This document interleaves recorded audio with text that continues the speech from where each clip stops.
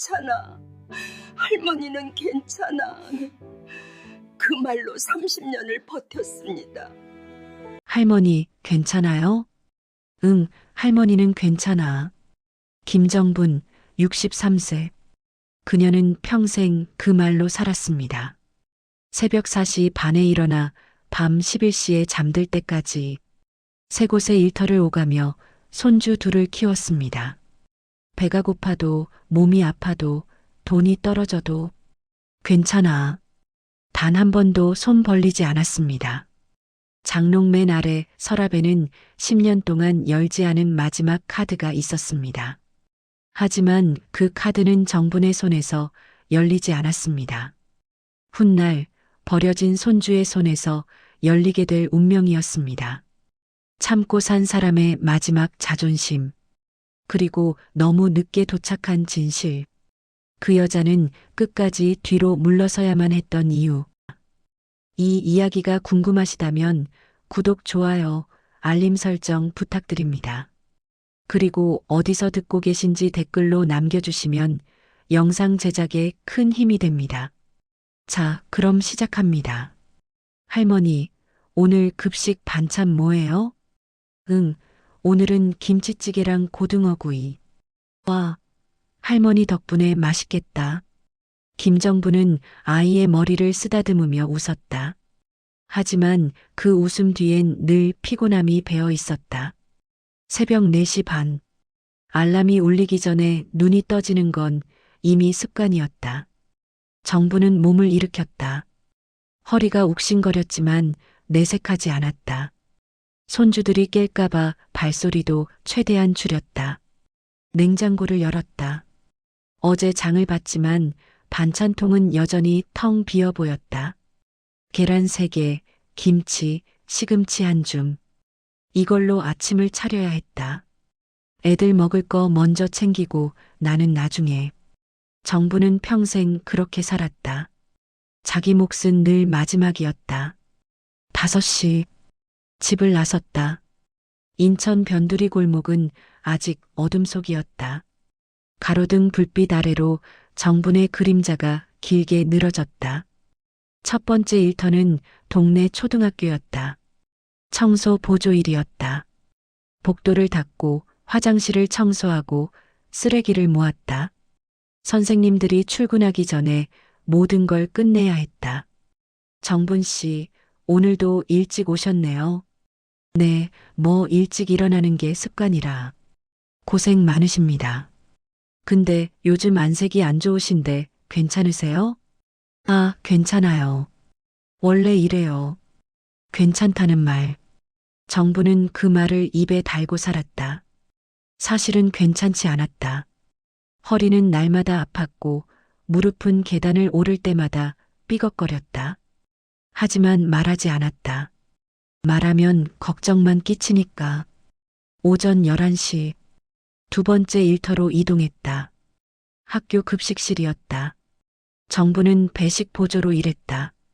아이들이 줄을 서면 국을 떠주고 밥을 담아주고 맛있게 먹어 하고 웃어줬다. 할머니, 오늘 국 맛있어요. 그래, 다행이다. 많이 먹어. 아이들의 웃는 얼굴을 보면 힘이 났다. 집에서 기다리는 손주들도 저렇게 웃고 있을까? 그 생각을 하면 조금 더 버틸 수 있었다. 하지만 급식실 일은 생각보다 고됐다. 무거운 국솥을 옮기고 설거지를 하고 바닥을 닦았다. 쉬는 시간은 10분. 그나마도 제대로 앉아 쉬지 못했다. 오후 2시. 집으로 돌아왔다. 손주들이 학교에서 돌아오기 전이었다. 정부는 서둘러 빨래를 널고 청소를 하고 저녁 준비를 시작했다. 냉장고를 다시 열었다. 아침에 봤던 그대로였다. 정부는 한숨을 삼켰다. 오늘은 김치볶음밥이나 해야겠다. 계란 2개를 꺼냈다. 하나는 아이들 것, 하나는 볶음밥에 넣을 것. 자기 몫은 없었다. 오후 4시. 현관문이 열렸다. 할머니, 다녀왔어요. 16살 현우와 14살 지민이 들어왔다. 정분의 얼굴에 비로소 진짜 웃음이 떠올랐다. 우리 손주들 왔어? 학교는 어땠어? 그냥 그랬어요. 근데 할머니 오늘 되게 피곤해 보여요. 아니야, 괜찮아. 밥 먹자. 또 괜찮다는 말이었다. 저녁 식사 시간은 정분에게 가장 소중한 시간이었다. 손주들이 밥 먹는 모습을 보는 것만으로도 행복했다. 비록 반찬은 변변치 않았지만 아이들은 불평하지 않았다. 할머니, 맛있어요. 그래, 내일은 더 맛있는 거 해줄게. 하지만 정부는 알고 있었다. 내일도 모레도 비슷한 메뉴일 거라는 걸. 돈이 없었다. 정확히는 돈이 늘 모자랐다. 저녁 6시 반. 세 번째 일터로 향했다. 동네 반찬 가게 설거지였다. 주인 아주머니는 착했지만 일은 만만치 않았다. 정분 씨, 오늘 주문 많아서 설거지 좀 많아요. 네, 괜찮아요. 설거지통에는 그릇이 산더미처럼 쌓여 있었다. 정부는 묵묵히 고무장갑을 꼈다. 찬물에 손이 시렸지만 참았다. 온수는 아껴야 했다. 밤 9시 집으로 돌아왔다. 손주들은 방에서 공부하고 있었다. 정부는 조용히 방문을 열었다. 할머니 오셨어요?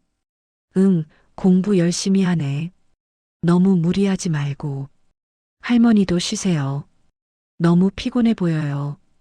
응, 알았어. 하지만 정부는 쉴 수 없었다.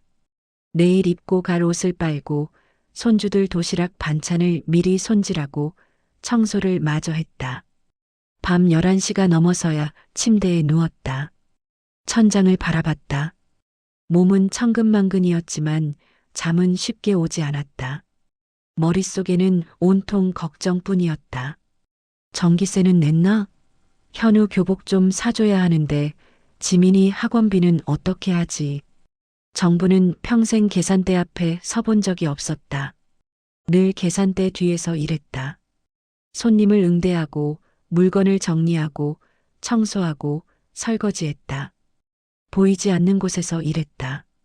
대접받지 못하는 자리에서 일했다. 하지만 정부는 불평하지 않았다. 이게 자기 인생이라고 생각했다. 30년 전 정분에게도 꿈이 있었다. 작은 식당을 차려 사람들에게 따뜻한 밥을 대접하고 싶었다. 하지만 현실은 녹록지 않았다. 남편은 사업 실패 후 술에 빠졌고 정부는 생계를 책임져야 했다. 아들은 그래도 잘 컸다. 착하고 성실했다. 좋은 여자를 만나 결혼했고 손주 둘을 낳았다. 정부는 행복했다. 하지만 그 행복은 오래가지 않았다. 10년 전 아들 부부는 교통사고로 세상을 떠났다. 갑작스러운 일이었다. 장례식장에서 정부는 울지 못했다. 손주들이 무너질까봐. 할머니, 엄마 아빠는요? 응, 엄마 아빠는 하늘 날아갔어. 대신 할머니가 있잖아. 할머니, 우리 버리지 않죠? 그럼 할머니가 어떻게 너희를 버려? 걱정 마. 그날부터 정분의 인생은 완전히 바뀌었다. 60대 초반의 나이에 다시 부모가 됐다. 손주들을 키우기 위해 일을 더 늘렸다. 새벽부터 밤까지 일했다. 힘들지 않냐고 물으면 정부는 늘 같은 대답을 했다. 괜찮아. 할머니는 괜찮아. 하지만 몸은 정직했다. 허리는 점점 더 아팠고 무릎은 계단을 오를 때마다 욱신거렸다. 손가락 마디는 붓고 굳었다. 그래도 병원엔 가지 않았다. 병원비가 아까워서. 어느 날 급식실 동료가 물었다. 정분 씨, 손주들 대학은 어떻게 할 거예요? 그건 아직 생각 못 해봤어요. 아직? 이제 얼마 안 남았잖아요. 글쎄요, 어떻게든 되겠죠. 하지만 정부는 알고 있었다. 어떻게든 되지 않는다는 걸. 돈이 없었다. 저축도 없었다. 매달 벌어서 매달 쓰는 게 전부였다. 그래도 포기할 수 없었다. 손주들만큼은 제대로 키우고 싶었다. 밤늦게 정부는 통장을 들여다봤다. 잔액 12만 원. 한숨이 나왔다. 이번 달도 빠듯했다. 전기세, 수도세, 가스비, 핸드폰 요금. 다 내고 나면 남는 게 없었다. 이번 달은 내가 굶어야겠네. 정부는 그렇게 결심했다. 손주들 밥은 거르지 않게. 자기가 참으면 됐다. 다음 날 아침, 정부는 또 새벽에 일어났다. 몸은 더 무거웠지만 멈추지 않았다. 손주들이 학교 가기 전에 밥을 차려놓고 다시 일터로 향했다. 청소하고 설거지하고 배식하고 또 설거지했다. 점심시간. 동료들은 함께 밥을 먹었지만 정부는 물만 마셨다. 정분 씨, 밥 안 먹어요? 배가 안 고파서요. 아까 간식 먹었어요. 거짓말이었다. 아침도 먹지 않았다. 저녁에 집에 돌아왔을 때 정부는 어지러웠다. 하지만 손주들 앞에서는 태연한 척했다. 할머니, 오늘 왜 이렇게 늦었어요? 일이 좀 많았어. 밥 먹자. 손주들은 맛있게 먹었다. 정부는 그 모습을 보며 웃었다. 자기 배는 고팠지만 마음만큼은 따뜻했다. 김정부는 평생 뒤로 물러서며 살았다. 계산대 앞엔 서지 않고 계산대 뒤에서 일했다. 밥상 앞에선 마지막에 앉았고 자기 몫은 늘 가장 적었다. 불평하지 않았고 도움도 청하지 않았다. 할머니는 괜찮아. 그 말로 30년을 버텼다. 하지만 세상은 그 인내 앞에 한 번도 고마워하지 않았다. 10년 전 아들 부부의 장례를 치르던 날, 정부는 며느리의 방을 정리하다가 옷장 깊숙한 곳에서 작은 상자를 발견했다. 상자 위에는 쪽지가 붙어 있었다. 어머님께 우리에게 무슨 일이 생기면 열어주세요. 정부는 떨리는 손으로 상자를 열었다. 안에는 봉투 하나와 편지가 들어 있었다. 며느리의 단정한 글씨였다. 어머님, 이 편지를 읽고 계신다면 저희는 이미 곁에 없는 거겠죠. 정말 죄송합니다.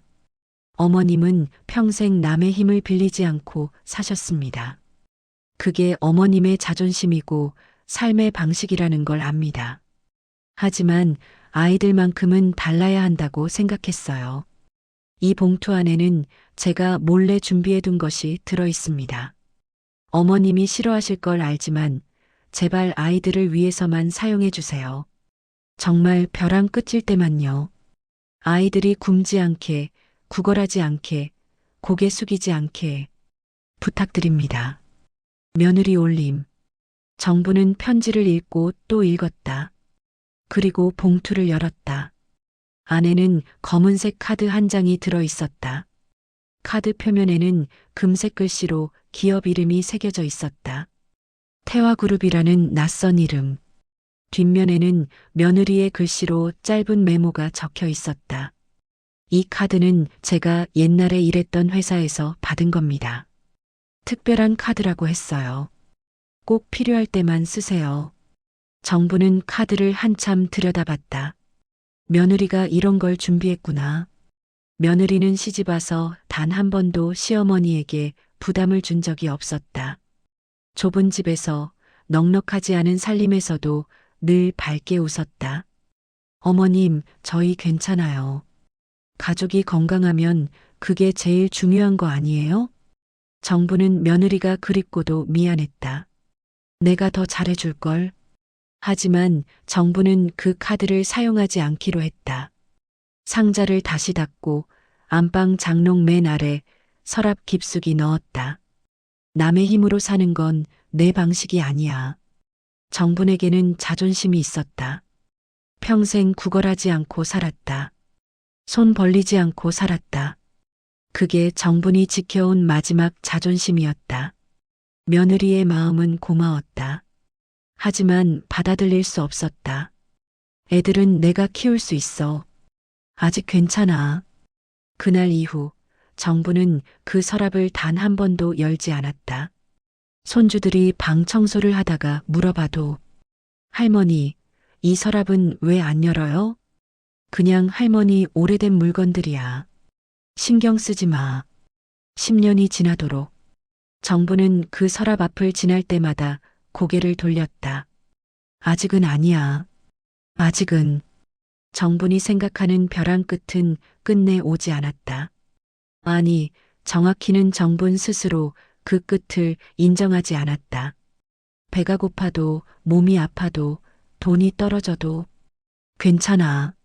할머니는 괜찮아. 그 말로 버텼다. 며느리가 남긴 마지막 부탁. 그것은 정분의 손에서 열리지 않았다. 대신 훗날 손주의 손에서 열리게 될 운명이었다. 그날 아침도 평소와 다르지 않았다. 정부는 새벽 4시 반에 일어났다. 몸이 무거웠지만 익숙한 루틴이었다. 부엌으로 가서 밥을 지었다. 어젯밤 손질해둔 김치와 계란으로 간단한 반찬을 만들었다. 하지만 오늘은 손이 떨렸다. 국자를 들었다가 놓쳤다. 바닥에 국물이 쏟아졌다. 아, 정부는 휘청거리며 벽을 짚었다. 시야가 흐려졌다. 잠깐만 쉬면. 하지만 쉴 수 없었다. 아이들 밥을 차려놔야 했다. 정부는 억지로 몸을 일으켰다. 바닥을 닦고 다시 국을 끓이고 밥상을 차렸다. 애들아, 밥 먹어. 현우와 지민이가 방에서 나왔다. 할머니, 오늘 왜 이렇게 얼굴이 하얘요? 아니야, 괜찮아. 어서 먹어. 학교 늦겠다. 아이들은 밥을 먹었다. 정부는 그 모습을 보며 웃었다. 하지만 어지러움이 계속 밀려왔다. 할머니, 저희 다녀올게요. 그래, 조심해서 가. 현관문이 닫혔다. 정부는 식탁에 기대어 앉았다. 숨을 쉬기가 힘들었다. 조금만 쉬자. 정부는 소파로 걸어가려 했다. 하지만 몇 걸음 가지 못하고 주저앉았다. 우리 애들, 학교는, 그게 정분이 중얼거린 마지막 말이었다. 오전 10시, 이웃집 아주머니가 우연히 정분의 집 앞을 지나가다가 현관문이 열린 걸 발견했다. 정분 씨 집 문이? 안을 들여다보니 정분이 바닥에 쓰러져 있었다. 정분 씨. 아주머니는 급히 119에 신고했다. 구급차가 도착했고 정부는 병원으로 실려갔다. 병원 응급실. 의사가 정분의 상태를 확인했다. 과로와 영양실조가 심각합니다. 최근에 식사를 제대로 하셨습니까? 정부는 의식이 희미했다. 제대로 대답하지 못했다. 가족분 계십니까? 간호사가 물었다. 정분의 핸드폰에는 등록된 연락처가 거의 없었다. 손주들 학교로 연락이 갔다. 오후 2시 현우와 지민이가 병원에 도착했다. 할머니, 정부는 침대에 누워 있었다. 링거를 맞고 있었고 얼굴은 창백했다. 괜찮아. 할머니 괜찮아. 정부는 힘없이 미소 지었다. 하지만 말은 제대로 나오지 않았다. 의사가 아이들을 불러 할머니가 많이 약해지셨습니다. 입원 치료가 필요합니다. 그럼 할머니는 괜찮아지는 거죠? 의사는 잠시 망설이다가 고개를 끄덕여 최선을 다하겠습니다. 하지만 그 눈빛은 확신이 없었다. 일주일 후 정부는 다시 쓰러졌다. 이번엔 회복하지 못했다. 병원 중환자실에서 정부는 마지막 말을 남겼다. 애들, 밥은 챙겨 먹고, 그리고 조용히 눈을 감았다. 현우와 지민이는 할머니의 손을 붙잡고 울었다. 할머니. 하지만 정부는 다시 눈을 뜨지 않았다. 그날로 아이들은 세상에서 가장 조용한 고아가 됐다. 할머니 없는 집은 너무 조용했다. 냉장고 안에는 할머니가 마지막으로 만들어둔 반찬이 남아 있었다. 현우와 지민이는 그 반찬을 먹으며 울었다. 세상은 너무 잔인했다. 평생 참고 살았던 사람에게도 쉴 틈을 주지 않았다. 장례식장은 한산했다. 조문객은 몇 명 되지 않았다. 동네 아주머니 몇 명, 정분이 일하던 곳 동료들, 그리고 학교 선생님 한 분. 현우와 지민이는 상주석에 앉아 있었다. 16과 14살. 너무 어린 나이에 세 번째 장례를 치르고 있었다. 할머니, 할머니. 지민이는 계속 울었다. 현우는 동생을 감싸 안으며 눈물을 참았다. 누군가는 강해야 한다고 생각했다. 장례식장 복도. 동네 아주머니들이 수군거렸다. 애들은 어떻게 하려나? 친척이라도 있으려나? 불쌍하게. 저 어린애들이 어떻게 살아? 현우는 그 소리를 들었다. 하지만 아무 말도 할 수 없었다. 친척? 현우는 한 번도 만난 적이 없었다. 할머니는 친척 이야기를 거의 하지 않았다. 장례 이틀째. 장례식장 문이 열리고 낯선 남자가 들어왔다. 40대 중반으로 보이는 남자는 깔끔한 옷차림이었다. 현우와 지민이를 보더니 다가왔다. 너희가 정분이 고모 손주들이구나. 누구세요?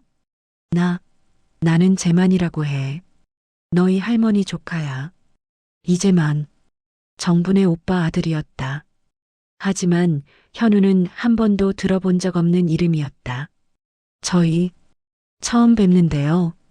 그렇겠지. 오랫동안 연락 못했으니까. 재만은 자연스럽게 미소 지었다. 하지만 그 미소 뒤에 무언가가 숨어 있다는 걸 현우는 느꼈다. 잘됐다. 내가 왔으니까 걱정하지 마. 앞으로 내가 너희 보호자가 돼줄게. 네. 너희 미성년자잖아. 보호자 필요하잖아.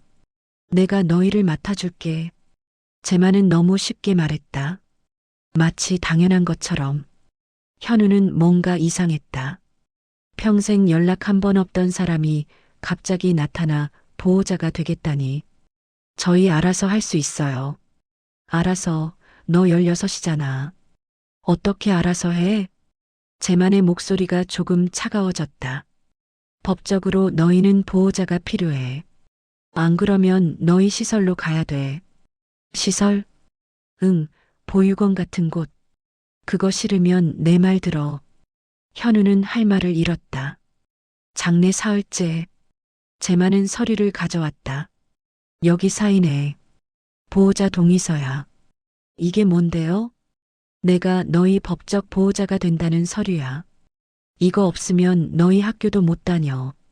현우는 서류를 읽어봤지만 어려운 법률 용어뿐이었다. 믿어도 돼요? 재만은 웃었다. 당연하지. 나도 가족인데. 너희 할머니가 돌아가셨으니까 내가 책임져야지. 현우는 펜을 들었다.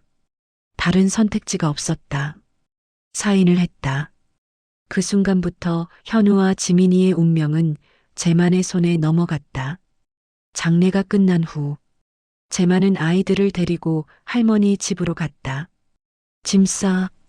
이제 여기 못 살아. 왜요? 집주인이 집 비우라고 했어.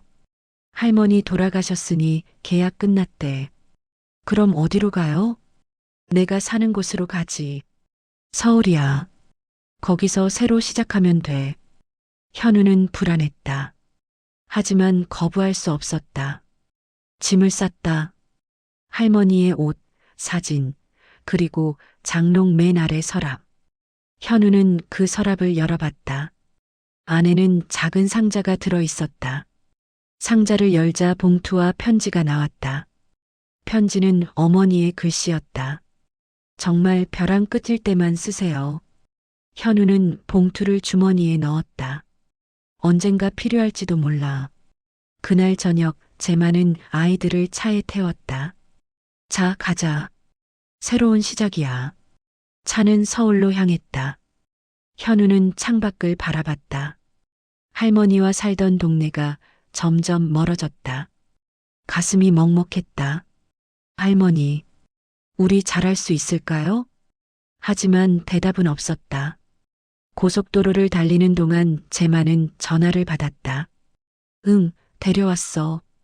걱정 마. 다 계획대로야. 그 말을 들은 현우는 등골이 오싹했다. 계획?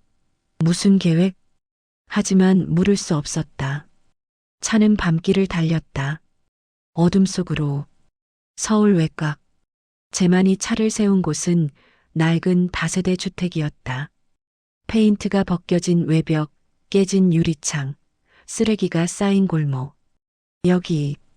여기서 살아요? 지민이가 불안한 목소리로 물었다. 왜 서울이라고 다 좋은 줄 알았어?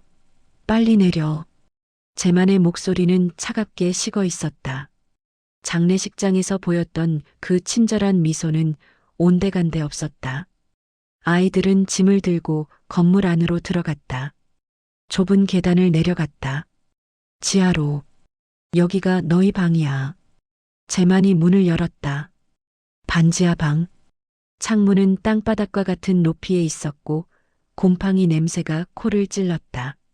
방 안에는 낡은 2층 침대 하나와 작은 옷장, 그리고 부서진 책상이 전부였다. 여기서 우리 둘이 지내요? 그래. 불만 있어? 현우는 입을 다물었다. 화장실이랑 부엌은 공용이야. 함부로 밖에 나가지 말고. 알았지? 네. 제만은 문을 닫고 나갔다. 찰칵. 밖에서 자물쇠 소리가 들렸다. 오빠 문 잠갔어. 응. 현우와 지민이는 방 안에 남겨졌다. 그날 밤 제만은 라면 2개를 던져주고 갔다. 일주일 후 아이들은 새 학교로 전학을 갔다.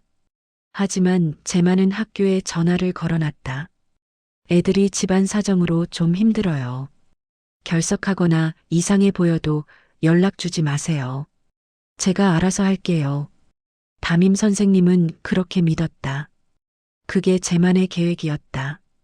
한 달이 지났다. 제만은 점점 더 무관심해졌다. 밥도 제대로 챙겨주지 않았고 학용품도 사주지 않았다. 아저씨, 저희 생활비 좀. 돈 없어. 알아서 해. 할머니 집 팔았잖아요. 그 돈은요? 제만의 표정이 굳었다. 그 돈? 그거 내가 관리하는 거야. 하지만 그건 저희 거. 너희 거? 너희가 뭘 안다고? 제만은 비웃었다. 그 집이 얼마짜리인 줄 알아? 재개발 예정 구역이야. 10년 뒤면 대박 나는 땅이라고. 그래서 일부러 보호자 된 거야. 너희 명의로 된 재산, 내가 관리하면 나중에 다 내 거거든. 현우는 숨이 멎는 것 같았다. 처음부터 우릴 이용한 거였어. 제만은 처음부터 계획이 있었다. 할머니 집이 재개발 구역이라는 걸 알았고 그 재산을 가로채려고 보호자가 된 것이었다. 잘 있어. 나 며칠 여행 갈 거야. 네. 보호자 수당이랑 집 팔아서 목돈 좀 생겼거든. 좀 쉬어야지. 현우는 분노가 치밀었다. 하지만 어쩔 수 없었다. 2달이 지났다. 제만은 갑자기 태도가 변했다. 야, 오늘 저녁 뭐 먹고 싶어? 네. 뭐, 치킨? 피자? 말해봐. 저희 뭐든 괜찮아요. 그럼 둘 다 시키자. 오늘 기분 좋거든. 저녁 6시. 치킨과 피자가 도착했다. 자, 먹어. 실컷 먹어. 지민이는 오랜만에 눈이 반짝였다. 오빠, 치킨이다. 아이들은 오랜만에 배불리 먹었다. 제만은 그 모습을 보며 흡족한 표정을 지었다. 오늘이 마지막이니까 잘 먹어. 마지막이요? 응. 나 내일부터 한동안 집 비울 거야. 얼마나요? 글쎄, 1달, 2달. 제만은 태연하게 말했다. 다음 날 아침, 제만은 큰 가방을 들고 나왔다. 그럼 잘 있어. 언제 돌아오세요? 연락할게. 제만은 그렇게 나갔다. 현관문이 닫혔다. 일주일이 지났다. 재만에게 전화를 걸었지만 받지 않았다. 보름이 지났다. 냉장고는 텅 비었다. 한 달이 지났다. 집주인이 찾아왔다. 여기 집세 2달째 밀렸는데 보호자 어디 갔어? 여행 가셨어요. 여행? 집세도 안 내고 다음 주까지 안 내면 나가야 돼. 쾅! 문이 닫혔다. 현우는 재만의 방으로 갔다. 문을 열었다. 방 안은 텅 비어 있었다. 옷도 짐도 아무것도 없었다. 거짓말. 재만은 도망간 것이었다. 할머니 집을 팔아 돈을 챙기고 아이들을 버리고 도망간 것이었다. 오빠, 우리 버려진 거야? 현우는 대답할 수 없었다. 눈물이 쏟아졌다. 그날 밤, 현우와 지민이는 짐을 쌌다. 집에서 쫓겨나기 전에 나가야 했다. 두 아이는 가방 하나씩 들고 집을 나섰다. 밤 10시, 거리는 차갑고 어두웠다. 터미널. 밤 11시가 넘은 시각, 현우와 지민이는 구석 벤치에 앉아 있었다. 가방 하나씩. 그게 전부였다. 오빠 배고파? 지민이가 조용히 말했다. 조금만 참아. 내일 아침에 뭐 사줄게. 현우는 주머니를 뒤졌다. 편의점 아르바이트로 번 돈. 5천 원이 전부였다. 이걸로 며칠을 버틸 수 있을까? 손님, 여기서 주무시면 안 됩니다. 경비원이 다가왔다. 죄송합니다. 조금만요. 조금이 아니라 안 된다고요. 보호자는 어디 계세요? 없어요. 지금 당장 나가세요. 현우는 지민이의 손을 잡고 일어났다. 밤 12시. 터미널 밖은 추웠다. 오빠 어디로 가? 조금만 걸어보자. 편의점 앞 벤치를 발견했다. 여기 앉자. 두 아이는 벤치에 앉았다. 지민이는 피곤한지 현우의 어깨에 머리를 기댔다. 새벽 2시. 편의점 직원이 나왔다. 여기 계속 계실 거예요? 죄송해요. 들어와서 따뜻한 거라도 드세요. 직원은 컵라면 2개를 끓여줬다. 천천히 드세요. 감사합니다. 새벽 5시. 편의점을 나왔다. 오빠, 이제 어디로 가? 학교 가자. 거기라도 가면 따뜻하잖아. 이틀이 지났다. 현우는 학교에서 쓰러졌다. 밤새 추위에 떨고 제대로 먹지 못해 기력이 다했다. 보건실로 옮겨졌다. 현우야, 괜찮아? 보호자 연락처 줄래? 없어요. 보호자가 도망갔어요. 양호 선생님은 놀랐다. 현우는 모든 걸 말했다. 그날 현우와 지민이는 임시 보호 조치를 받았다. 학교에서 일시적으로 숙소를 마련해줬다. 일단 여기서 지내. 우리가 방법을 찾아볼게. 감사합니다. 현우는 눈물을 흘렸다. 처음으로 누군가 도와주었다. 하지만 동시에 두려웠다. 이제 정말 끝인가? 주머니에서 할머니의 봉투를 꺼냈다. 정말 벼랑 끝일 때만 쓰세요. 현우는 봉투를 바라봤다. 지금이 벼랑 끝이겠지. 손을 떨며 봉투를 열었다. 안에는 검은색 카드 한 장. 태화그룹이라는 금색 글씨가 새겨져 있었다. 뒷면에는 어머니의 글씨. 이 카드는 특별한 카드입니다. 꼭 필요할 때만 쓰세요. 현우는 카드를 꺼내 들었다. 이게 뭐지? 어디서 쓰는 카드야? 하지만 선택의 여지가 없었다. 일단 써보자. 내일 마트에 가서 이 카드로 식료품을 사야겠다고. 그것만이 유일한 희망이었다. 다음 날 방과 후 현우는 지민이와 함께 학교 근처 마트로 향했다. 주머니 속 카드가 묵직하게 느껴졌다. 오빠, 정말 이 카드 써도 돼? 어머니가 남겨주신 거니까. 괜찮을 거야. 하지만 현우도 확신이 없었다. 이게 정말 쓸 수 있는 카드인지. 마트 입구. 형광등 불빛이 눈부셨다. 현우는 카트를 밀며 천천히 식료품 코너로 향했다. 라면, 쌀, 김치, 계란. 가장 기본적인 것들만 골랐다. 오빠, 이것도 살까? 지민이가 과자 봉지를 들었다. 응, 그래. 넣어. 장바구니가 조금씩 채워졌다. 이 정도면 일주일은 버틸 수 있겠지. 계산대로 향했다. 앞에 서너 명의 손님이 있었다.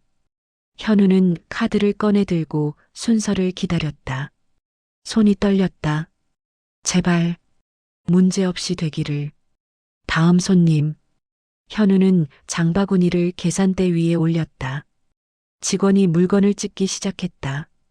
삐, 삐, 삐. 총 32,000원입니다. 현우는 떨리는 손으로 카드를 내밀었다. 검은색 카드. 금색 글씨로 태화그룹이라고 새겨진. 직원은 카드를 받아 단말기에 넣었다. 삐. 단말기가 소리를 냈다. 직원의 표정이 굳었다. 잠시만요. 이 카드. 직원은 카드를 다시 확인했다. 그리고 매니저를 불렀다. 팀장님, 여기 좀 봐주세요. 젊은 남자 매니저가 다가왔다. 카드를 보더니 얼굴이 하얗게 질렸다. 이게. 매니저는 황급히 어디론가 전화를 걸었다. 네, 맞습니다. 지금 계산대에 있습니다. 네, 알겠습니다. 매니저는 전화를 끊고 현우를 바라봤다. 손님, 잠시만 기다려 주시겠습니까? 무슨 문제라도 있나요? 아닙니다. 잠시만요. 현우는 불안했다. 뭐지? 이 카드 이상한 거야? 뒤에서 기다리던 손님들이 수군거렸다. 왜 저래? 뭔 일이야? 현우는 얼굴이 화끈거렸다. 그때 마트 입구 쪽에서 웅성거리는 소리가 들렸다. 저 사람들 뭐야? 왜 저렇게 옷을 잘 입었어? 현우가 돌아보니 검은 양복을 입은 사람들이 들어오고 있었다. 1명, 2명이 아니었다. 10명 이상. 그들은 마치 의전팀처럼 줄지어 서서 통로를 만들었다. 그 뒤로 백발의 여성 1명이 천천히 걸어 들어왔다. 70대 정도로 보이는 그녀는 단정한 한복을 입고 있었다. 주변 사람들이 술렁였다. 저 사람 누구야? 완전 대단한 사람 같은데? 여성은 곧장 계산대 쪽으로 향했다. 현우를 향해. 매니저는 황급히 고개를 숙였다. 회장님, 회장. 그 말에 주변이 더 웅성거렸다. 여성은 현우 앞에 멈춰섰다. 그리고 현우가 쥐고 있던 카드를 보았다. 순간 여성의 얼굴이 하얗게 질렸다. 입술이 떨렸다. 이건.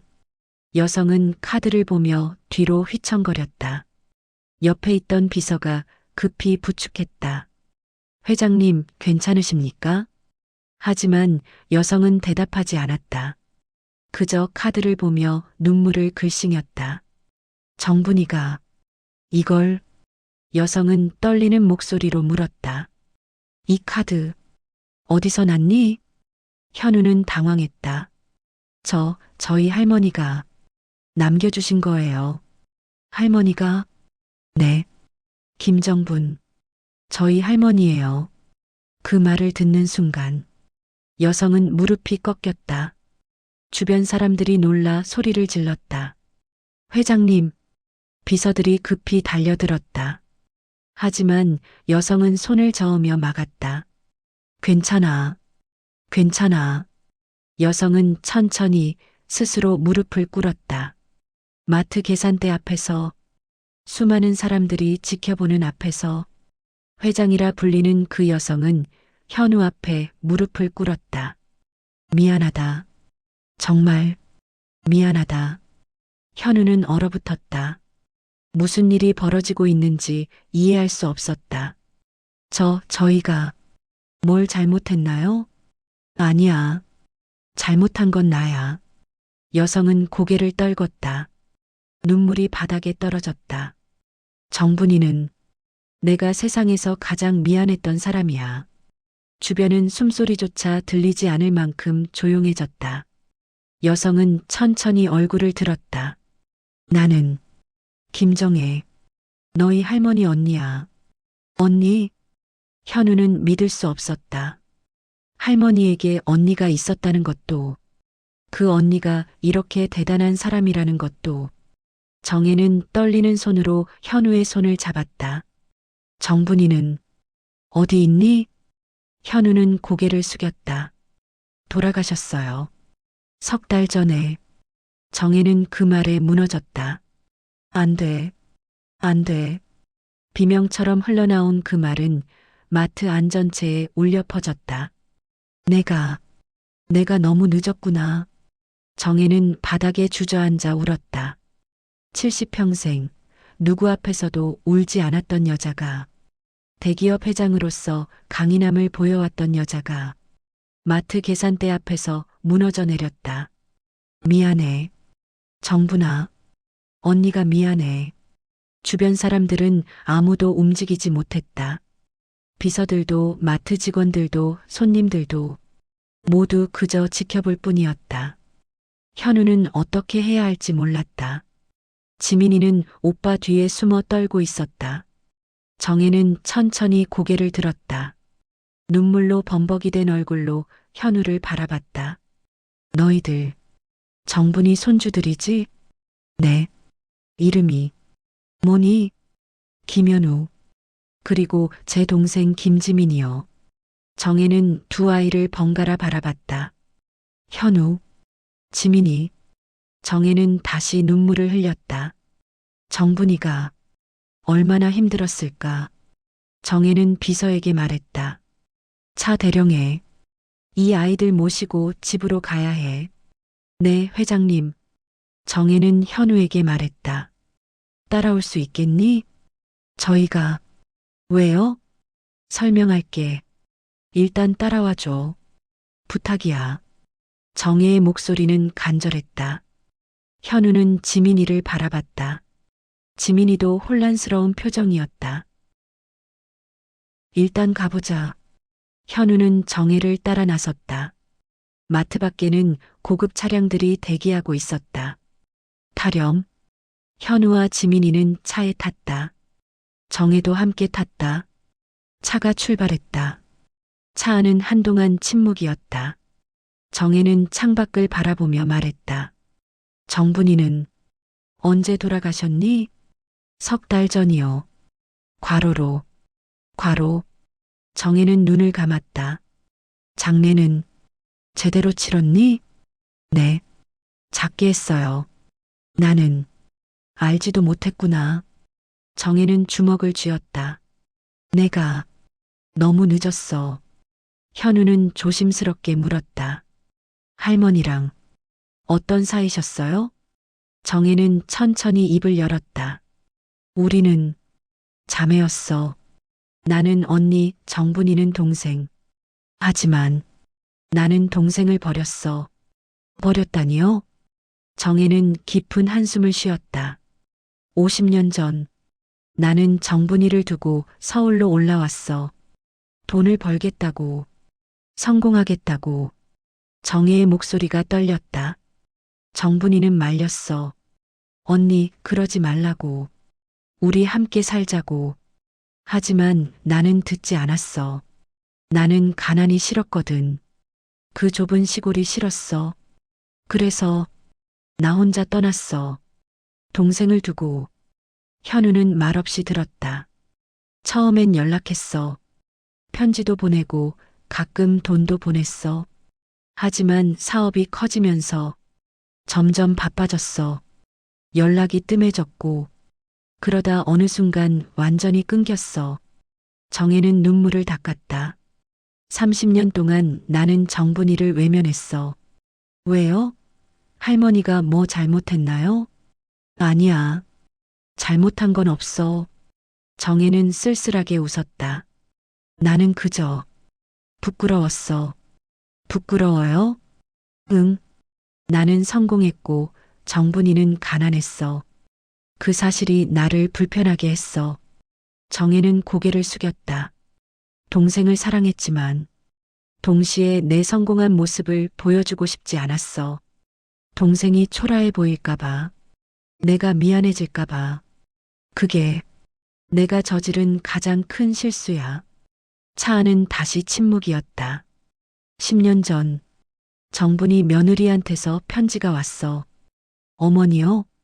응. 며느리가 나한테 편지를 보냈어. 정분이가 너무 힘들게 산다고. 손주들을 키우느라 몸이 망가지고 있다고. 정혜는 카드를 바라봤다. 그래서 나는 이 카드를 보냈어. 정분이가 쓸 수 있게. 하지만 정분이는 쓰지 않았어. 10년 동안. 왜 안 썼을까? 나는 알아. 정분이 성격을 아니까. 동생은 언니한테 손 벌리기 싫었던 거야. 자존심 때문에. 정혜는 흐느꼈다. 그 자존심 때문에 혼자 다 버티다가 죽었구나. 현우는 가슴이 먹먹했다. 할머니의 마음이 이해됐다. 할머니는 끝까지 혼자 버티고 싶었구나. 차는 강남 한복판의 고층 빌딩 앞에 멈췄다. 여기가 어디예요? 우리 회사야. 일단 들어가자. 정혜는 아이들을 데리고 빌딩 안으로 들어갔다. 엘리베이터를 타고 최상층으로 올라갔다. 회장실. 넓고 화려한 방이었다. 앉아라. 정혜는 아이들을 소파에 앉혔다. 그리고 비서에게 말했다. 음식 준비해줘. 제대로 된 식사로. 네, 회장님. 잠시 후 음식이 들어왔다. 따뜻한 국, 밥, 반찬들. 먹어라. 많이 먹어. 지민이는 눈물을 글썽이며 먹기 시작했다. 현우도 천천히 먹었다. 정혜는 그 모습을 보며 눈물을 흘렸다. 정분이 손주들이 이렇게 굶고 있었구나. 식사가 끝난 후 정혜는 현우에게 물었다. 너희들 지금 어디서 사니? 현우는 모든 걸 말했다. 할머니가 돌아가신 것, 재만에게 속은 것, 반지하에서의 생활, 거리에서 잔 것. 정혜는 이야기를 들으며 주먹을 쥐었다. 그 자식이 감히. 정혜는 비서에게 말했다. 이재만이란 자 당장 찾아. 법적으로 처리하고 재산 환수해. 네, 회장님. 정혜는 현우를 바라봤다. 너희들 이제 걱정하지 마. 네, 내가 책임질게. 너희 할머니 대신. 하지만 저희는 정분이가 내 동생이야. 내가 돌보지 못한 동생. 정혜는 눈물을 흘렸다. 최소한 정분이 손주들만큼은 내가 지켜줘야 해. 현우는 울컥했다. 감사합니다. 정혜는 고개를 저었다. 아니야. 고마워해야 할 사람은 나야. 너희가 그 카드를 써줘서 내가 정분이한테 마지막으로 뭔가 해줄 기회를 준 거니까. 그날부터 현우와 지민이의 삶은 완전히 바뀌었다. 정혜가 마련해준 집에서 살게 됐다. 좋은 학교로 전학했다. 제대로 된 밥을 먹고 따뜻한 잠자리에서 잤다. 하지만 무엇보다 큰 변화는 더 이상 혼자가 아니라는 것이었다. 1년 후 정혜는 김정분 재단을 설립했다. 현판식 날 정혜는 단상에서 말했다. 오늘 이 재단은 제 동생 김정분을 기리기 위해 만들어졌습니다. 정분은 평생 참고 살았습니다. 도움을 청하지 않았습니다. 하지만 그게 꼭 미덕만은 아니라는 걸 깨달았습니다. 정혜는 눈물을 흘렸다. 이 재단은 정분처럼 혼자 버티는 아이들을 찾아갈 것입니다. 그리고 말할 것입니다. 괜찮다고, 도움을 청해도 된다고. 박수가 터져 나왔다. 현우는 눈물을 흘리며 박수쳤다. 할머니, 할머니 이름이 이렇게 빛나고 있어요. 3년 후, 현우는 사회복지학과에 입학했다. 할머니 같은 분들을 돕고 싶어요. 정혜는 흐뭇하게 웃었다. 그래, 잘하고 있어. 지민이는 예술고등학교에 진학했다. 저는 할머니를 그림으로 남기고 싶어요. 좋은 생각이야. 어느 날, 정혜는 정분의 묘소를 혼자 찾았다. 정분아, 나왔어. 정혜는 무릎을 꿇고 앉았다. 내 아이들 정말 잘 크고 있어. 현우는 대학생 됐고, 지민이는 그림 잘 그려. 둘 다 너 닮아서 착해. 정혜는 눈물을 흘렸다. 나는 너한테 평생 미안할 거야. 하지만 내 아이들만큼은 절대 놓치지 않을게. 이게 내가 너한테 할 수 있는 유일한 일이니까. 바람이 불었다. 정분이 대답하는 것 같았다. 괜찮아, 언니. 이제 괜찮아. 정혜는 미소 지었다. 그래. 이제 괜찮아. 우리 이제 괜찮아. 정혜는 가방에서 사진 한 장을 꺼냈다. 어린 시절 찍은 정혜와 정분이 함께 웃고 있는 사진. 이거 기억나? 우리 마지막으로 함께 찍은 사진. 정혜는 사진을 묘비 앞에 놓았다. 이제 다시 만났으니까 헤어지지 말자. 나 자주 올게. 너희 손주들도 데려올게. 우리 이제 함께 가자. 정혜는 긴 시간 묘소 앞에 앉아 있었다. 해가 지고 어둠이 내렸다. 하지만 정혜는 일어나지 않았다. 동생과 함께 있고 싶었다.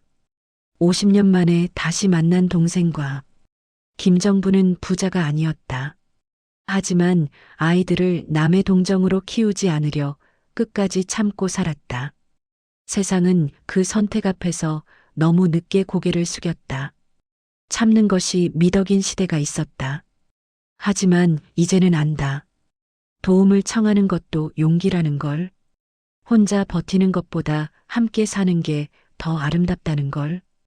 김정분의 이름은 이제 재단으로 남았다.